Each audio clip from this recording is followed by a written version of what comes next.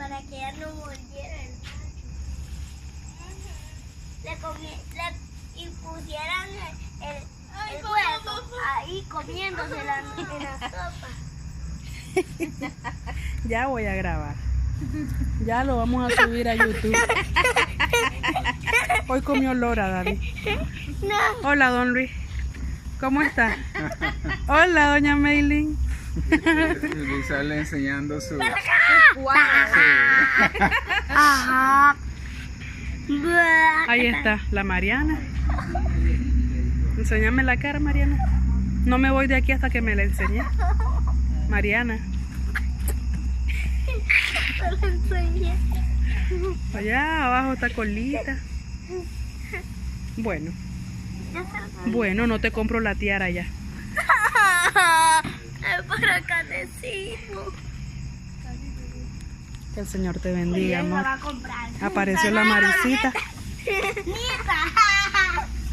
Fernanda Lucía. Va a caer en el hoyo. Hola. Ya, mamá. Ya, mamá. Ya. Cuidado, Mariana. Ay, mamita. Vayan a sentarse. No, no me quiero sentar. Sentate, ya no te voy a alumbrar. Ya tengo David. sobrina. Ay, yo tengo nieta. Ya tengo sobrina. ¿Qué tal, Bianquita? Bianca Pagola. El Señor te bendiga, amor. David.